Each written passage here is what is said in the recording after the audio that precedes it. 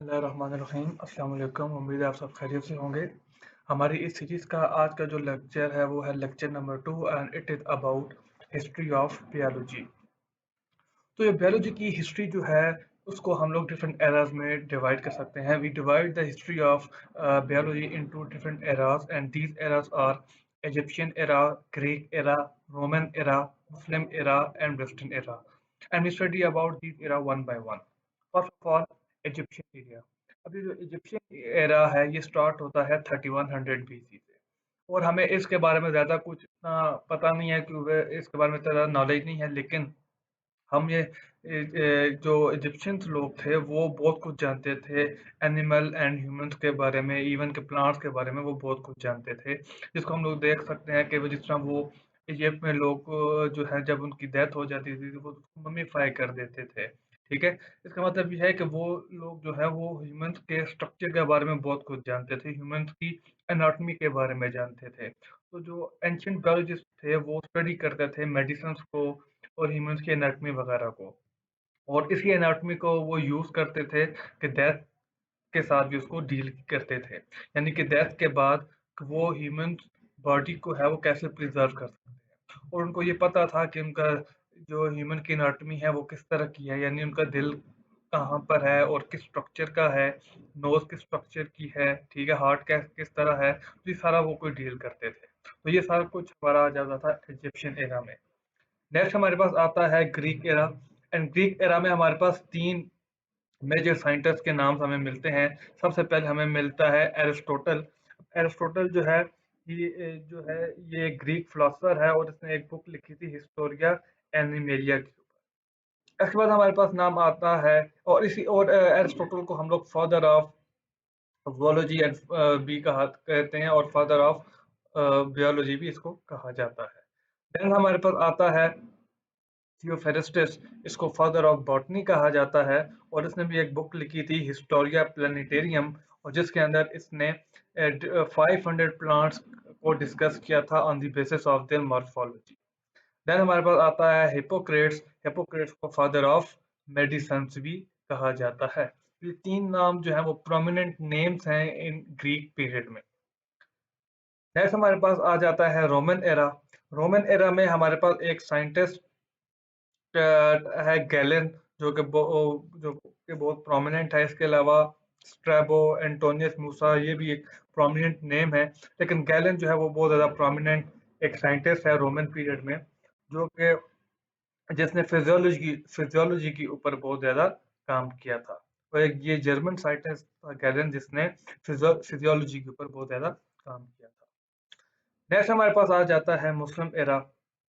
अभी जो मुस्लिम एरा है ये स्टार्ट होता है 600 टू 1600 एडी। 1000 ईयर्स का इनका ये पीरियड है। उसमें हमारे पास मुख्तलिफ साइंटिस्ट आ जाते हैं जो कि मुस्लिम है, जिन्होंने बायोलॉजी की फील्ड में बहुत ज़्यादा काम किया है। यहाँ पर एक और बात मैं आपको बताता चलूँ कि इससे पहले एक्सपेरिमेंट इतने ज़्यादा नहीं होते थे। तो ये मुस्लिम साइंटिस्ट ही थे जिन्होंने फर्स्ट टाइम जो है वो एक्सपेरिमेंट्स को इंट्रोड्यूस किया था इन साइंटिफिक स्टडी में।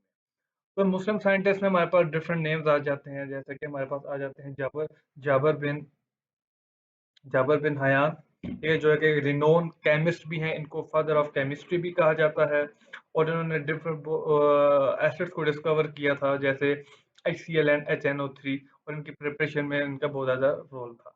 इसके अलावा बायोलॉजी में इन्होंने बहुत सी बुक्स लिखी हैं, जिनमें जो मोस्ट फेमस है वो है अल नबातात एंड अल हैवानात।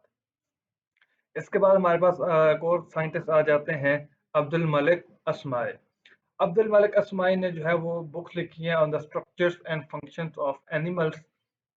इनकी डिफरेंट बुक्स हैं, जिनमें जो बहुत फेमस बुक्स हैं वो हैं अल खेल विच इज़ अबाउट हॉर्स, अल इबिल विच इज़ अबाउट कैमल, अल वहूश which is about wild animals, खलकुल इंसान which is about human body, and अल इशा which is about sheep. Next हमारे पास आ जाते हैं साइंटिस्ट अली बिन रब्बान।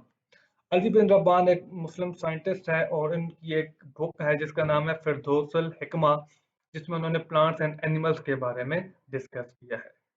देन हमारे पास आते हैं अबू उस्मान उमर अल जाहिज। इन्होंने भी डिफरेंट बुक्स लिखी हैं।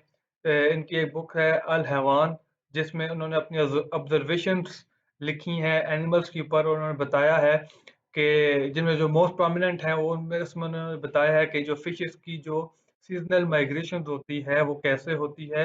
और इनकी जो ये बुक है अल हैवान, इसमें उन्होंने मोस्टली एंट्स को डिस्क्राइब किया है, और उस एंट्स की इन्होंने 350 स्पीशीज को आइडेंटिफाई किया है।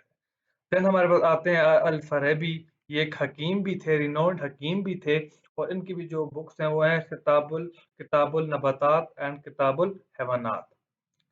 देन हमारे पास आते हैं अल अल जहरवी। अल जहरवी एक मुस्लिम सर्जन हैं, ठीक है, जो कि फेमस हैं for removal of stone from the urinary bladder. Then आते हैं हमारे पास इब्न अल हैतम। इब्न अल हैतम जो है वो बेसिकली ऑप्थेमोलॉजिस्ट थे। उन्होंने विजन को एक्सप्लेन किया था कि कैसे जो है वो विजन बनती है।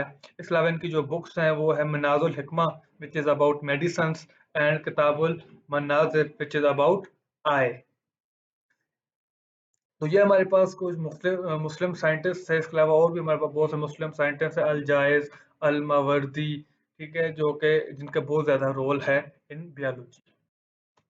नेक्स्ट हमारे पास आ जाता है वेस्टर्न एरा। वेस्टर्न एरा फिर हमारे पास आफ्टर 1600 एडी आ जाता है। उसमें हमारे पास बहुत से रिनाउंड साइंटिस्ट आ जाते हैं, जैसे एंटोनी वैन लीeuwenhoek, जिनको फादर ऑफ माइक्रोबायोलॉजी भी कहा जाता है। कार्ल लिनियस आ जाते हैं, जिनको फादर ऑफ टेक्सोनॉमी कहा जाता है। रिगर मेंडल आ जाते हैं। Louis Pasteur, Robert Koch, James D Watson, जिन्होंने डीएनए के स्ट्रक्चर के ऊपर काम किया था, इन्होंने, एंड फ्रांसिस क्रिक ने, इनको फिर नोबेल प्राइज से भी नवाजा गया था। इसके अलावा Robert Whittaker, Paul Ehrlich, Joseph Lister, Alexander Fleming and Copeland, ये कुछ प्रोमिनेंट साइंटिस्ट हैं जिन्होंने वेस्टर्न एरा में बहुत ज़्यादा रोल प्ले किया था इन बायोलॉजी में।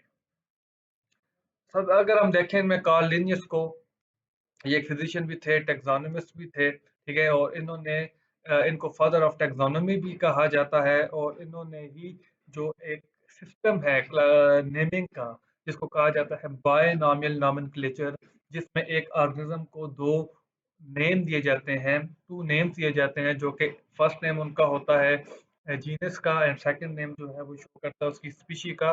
तो जो फर्स्ट टाइम ये जो सिस्टम इंट्रोड्यूस किया था बायनॉमियल नॉमेनक्लेचर का, वो थे कार्ल लिनियस।